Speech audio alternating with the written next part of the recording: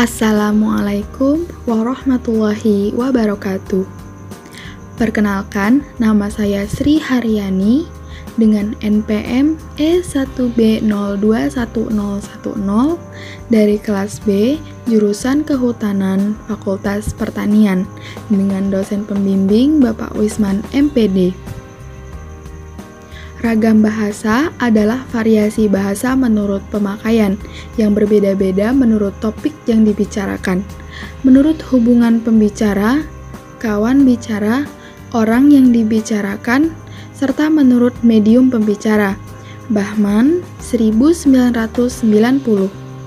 Menurut Dendi Sugono, 1999 ayat 9, bahwa sehubungan dengan pemakaian bahasa Indonesia, terdapat dua masalah pokok, yaitu masalah penggunaan bahasa baku dan tidak baku.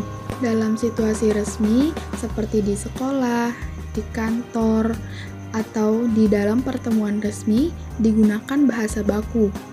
Sebaliknya, dalam situasi tak resmi, seperti di rumah, di taman, di pasar, kita tidak dituntut menggunakan bahasa baku. Ragam terpelajar adalah salah satu jenis dari ragam bahasa. Ragam terpelajar terjadi pada perkembangan bahasa dari masa ke masa. Disinilah terjadinya pembenaran bahasa asing yang terjadi di Indonesia. Untuk sekarang, sudah sedikit terjadinya ragam terpelajar karena sudah berkembangnya teknologi dan adanya kamus-kamus yang tersebar di mall atau di toko buku di dekat rumah kita. Hal ini menyebabkan kita lebih mengerti bahasa asing dan tanpa kita sadari, kita sering menggunakannya dalam kehidupan sehari-hari. Berikut contoh bahasa terpelajar dan bahasa tidak terpelajar. Bahasa terpelajar video, tidak terpelajar video.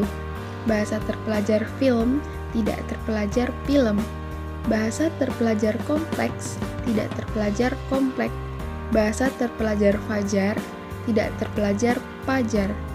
Bahasa terpelajar vitamin, tidak terpelajar vitamin. Ragam bahasa resmi dan tidak resmi. Ragam bahasa resmi adalah ragam bahasa yang biasa digunakan dalam suasana resmi atau formal. Misalnya surat dinas, pidato, dan makalah atau karya tulis.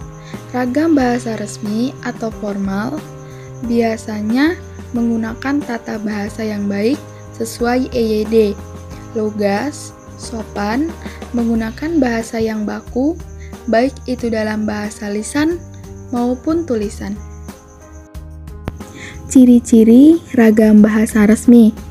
Pertama, digunakan situasi resmi. Kedua, nada bicara yang cenderung datar. Ketiga, kalimat yang digunakan kalimat lengkap. Ragam bahasa tidak resmi adalah ragam bahasa yang biasa digunakan dalam suasana tidak resmi.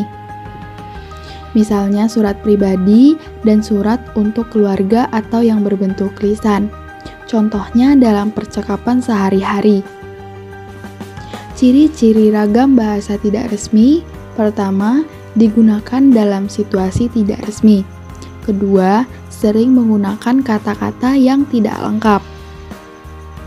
Ragam bahasa tidak baku mempunyai sifat khusus di mana kalimatnya sederhana, singkat, kurang lengkap, tidak banyak menggunakan kata penghubung, dan juga menggunakan kata-kata yang biasa dan lazim dipakai sehari-hari.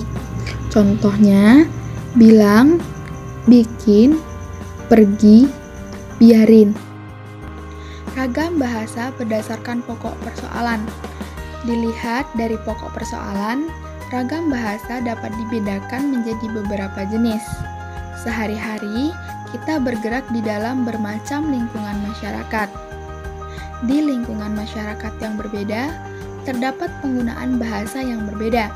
Misalnya, bahasa yang digunakan dalam lingkungan ilmu dan teknologi berbeda dengan bahasa yang digunakan dalam lingkungan niaga, serta berbeda pula dengan bahasa yang digunakan dalam lingkungan seni atau kebudayaan. Berdasarkan pokok persoalan, ragam bahasa dibedakan menjadi ragam bahasa undang-undang, ragam bahasa jurnalistik, ragam bahasa ilmiah, ragam bahasa sastra, dan ragam bahasa sehari-hari. Ragam bahasa lisan dan tulisan. Ragam bahasa lisan adalah ragam bahasa yang diungkapkan melalui media lisan, terkait oleh ruang dan waktu, sehingga situasi pengungkapan dapat membantu pemahaman. Ciri-ciri ragam bahasa lisan ialah memerlukan kehadiran orang lain. Unsur gramatikal tidak dinyatakan secara lengkap, terikat ruang dan waktu, sehingga sangat dipengaruhi oleh tinggi rendahnya suara pembicara. Ragam bahasa tulisan adalah ragam bahasa yang digunakan melalui media tulis, tidak terkait ruang dan waktu, sehingga diperlukan kelengkapan struktur sampai pada sasaran secara visual atau bahasa yang dihasilkan dengan memanfaatkan tulisan dengan huruf sebagai unsur dasarnya. Ciri-ciri ragam bahasa tulisan adalah tidak memerlukan kehadiran orang lain.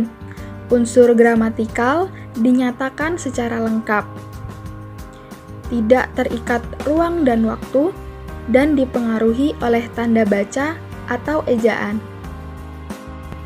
Ragam bahasa lisan dimiliki oleh masyarakat bahasa, sedangkan ragam bahasa tulisan yang lahir kemudian tidak harus dimiliki oleh masyarakat bahasa.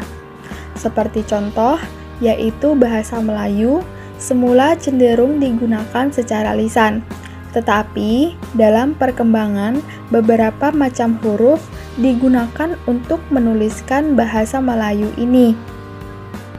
Pada ragam bahasa tulisan, fungsi subjek, predikat, dan objek serta hubungan antar fungsi itu harus nyata.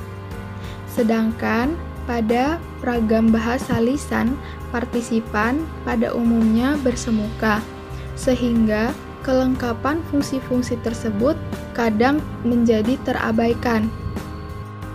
Ragam baku dan tidak baku. Ragam bahasa baku merupakan ragam bahasa yang standar bersifat normal. Tuntutan untuk menggunakan ragam bahasa seperti ini biasa ditemukan dalam pertemuan-pertemuan yang bersifat formal, dalam tulisan-tulisan ilmiah seperti makalah, skripsi, tesis, disertasi, percakapan dengan pihak yang berstatus akademis yang lebih tinggi, dan sebagainya. Ragam bahasa tidak baku banyak mengandung unsur-unsur dialek dan bahasa daerah, sehingga ragam bahasa tidak baku banyak sekali variasinya. Selain dialek, ragam bahasa tidak baku juga bervariasi dalam hal lafal atau pengucapan, kosakata, struktur kalimat, dan sebagainya. Bagaimanakah ciri struktur atau unsur-unsur bahasa Indonesia baku? Ciri struktur atau unsur-unsur bahasa Indonesia baku akan diuraikan satu persatu seperti berikut.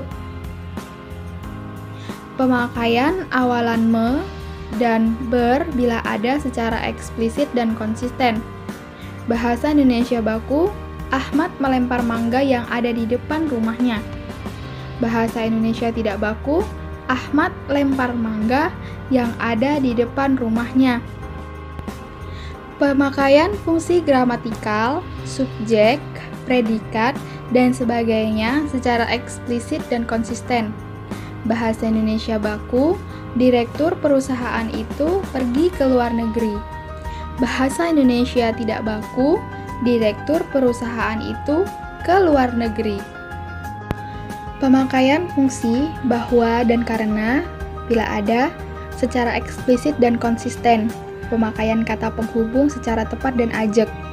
Bahasa Indonesia baku, ia tahu bahwa anaknya tidak lulus. Bahasa Indonesia tidak baku, ia tahu anaknya tidak lulus. Pemakaian pola frase verbal aspek plus agen ditambah verba bila ada secara konsisten penggunaan urutan kata yang tepat.